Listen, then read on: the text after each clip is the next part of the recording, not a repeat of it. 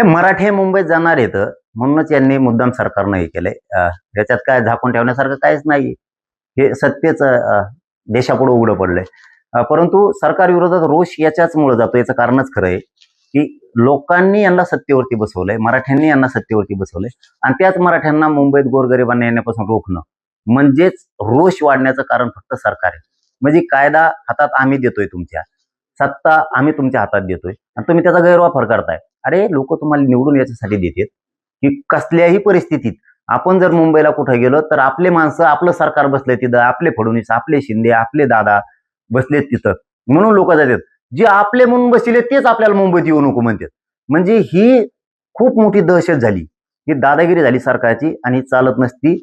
आम्ही मोजित नसतो आणि आम्ही ऐकत नसतो. कायद्याचा सन्मान करतो का आम्ही? तर हो, आम्ही करतोय. आम्ही तुम्हाला अर्ज दिलाय परवानगीचा, तुम्ही परवानगी द्या नाही तर नका देऊ. याचा अर्थ नाही दिली तुम्ही तर कायद्याचा सन्मान तुम्हीच करत नाहीत. मी जात असतो, ठरलं आमचं मुंबईला यायचं, मी जाणार, रात्रंदिवस बसणार. तुम्ही काय शिजून देणार नाहीत का भाकरी खाऊन देणार नाहीत ते आम्ही बघणार आणि तुम्ही कसे मुंबईत अडवतो ते बी आम्ही बघतो. दादा, विषय असा आहे की मुंबईतील वाहतुकीत अडथळा नको म्हणून हे नियम लागू केलेले आहे. अडथळा नको तर आमचे प्रश्न सोडवा.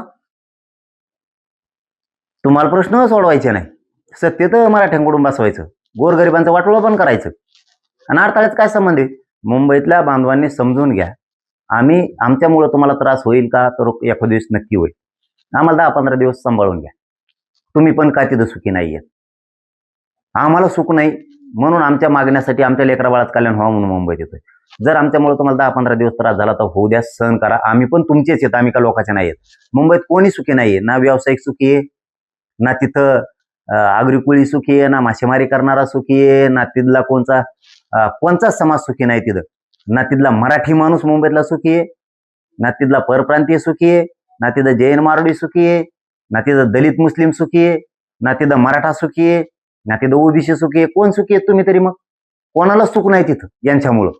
आम्ही त्यांना नीट करायला यायला लागलो, जरा माज आहे त्यांच्या डोक्यात, मस्ती आहे जरा, ती जरा कमी करायला यायला लागलो. त्याच्यात तुमचं पण हित आहे, आम्ही तुमचं पण लेकरा बाळाचं कल्याणात होणार आहे. हा, एक गोष्ट करी, थोडा त्रास होईल तर आम्हाला सांभाळून घ्या, आम्ही गरीबाचे पोर आहेत, आम्ही न्यायासाठी तिथे यायला लागलो. मुंबईत मात्र येणार, जर ठरलं ना मुंबईत येणार वर्षावरच येणार. मग तर इथं बसू नका, तिथं बसू नका, काय तुमच्या बापाची पेंडे होय, इकडे येऊ नको तिकडे येऊ नको. दादा, तिथं लाऊड स्पीकर लावता येणार नाही आणि भडकाऊ भाषण बिलकुल करता येणार नाही एकच दिवसासाठी. आणि त्याने नाही केलं, आता नोटीस काढून त्याने, भाड खाऊ नाही तर काय, भाड खाऊच नोटीस आहे ना ती. तुम्हाला जमतं का तसे पाठायला? हे लोकांवर जुलूम नाही का अशा नोटिसा देणं, असा आदेश काढणं की मुंबईत येऊ नका, लाऊडस्पीकरच लावू नका आणि भाजी भाकरी करून खाऊ नका? मग काय खातू? दगड खातू किती झाले समुद्रात टाकलेले? कव्वाळू खातोय समुद्रात, काय खातू? भाकरी तुकडे तर खावा लागते ना करून, तुम्ही तर देत नाहीत लोकाला. म्हणा हे करू नको ते करू नको, मराठी सगळं करीत असतात आणि यावेळेस मराठी मागे येत नसतात. मला पुरा निर्णायक आंदोलन करायचंय. जर मुंबई ठरली तर माघारी येत नसतो. आणि कसे आडवे येतात, तुम्ही एकदा आमच्यावर हल्ला केलेला आहे, रक्ताचा चिखल केलेला आहे, फोडून डबल नादात पडायचं नाही बरं का या.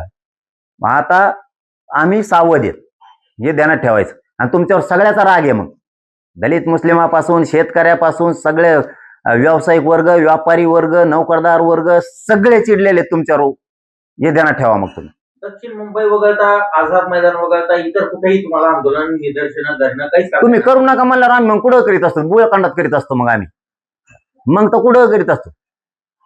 दादागिरी करायची नाही. आम्ही आझाद मैदानला करणार, शिवाजी पार्कला करणार, वर्षा पुढे बी करणार, सगळ्या दुनियात करणार आम्ही. हा, कुठं जिथं आम्हाला रोड दिसणार आम्ही तिथं करणार. तू काय करणार तर बघू त्या टायमाला. आम्ही मग रेल्वे बी नाही फिरून देणार, तुमच्या विमानं नाही उडून देणार. हा, सगळ्या रेल्वे पटऱ्या उखडून टाकीत असतात, मग आम्ही विमानतळ उखडून टाकीत असतो. होऊ दिस तुला, तू माझंच उतरायचंच ना एकदा, आम्ही सज्ज होणार आहेत. मग तुम्ही लोकांना वेटीस करून धरता रे, कशामुळे लोकांना तळपिता विनाकारण? आमचंच आरक्षण आमचंच रद्द करता, कशाला तळतळाट घेता लोकांचा? आणि मुंबईत येऊ नका, लोकांनी कशाला झक मारायला मतदान केलं होय तुम्हाला? तुम्ही आमचे इथं आपले म्हणून तुम्हाला तिथं बसवले. आम्हाला मुंबईत कधी अडचण आली, तुम्ही आमच्या मराठ्यांच्या लेकरा बाळाच्या मदतीला येतात म्हणून तर तुम्ही दादागिरी करायला, गुंडगिरी करायला लागलात, तिथं दहशत पसरायला लागलात. एवढं सोपं समजता का? सत्ता काय आहे? सत्ता म्हणजे काय? 5 मिनिटं टिकून देणार नाहीत मराठी जर तारायला लागले तर. 5 मिनिटं सत्तेचं शहाणपण जे चलत नाही म्हणतात ना, तुम्हाला सांगतो मराठ्या पुढे शहाणपणा चालत नाही. तुम्ही तळपू नका बरं का. तुम्हाला सांगतो फडणवीस नाद लागू नका बरं का माया.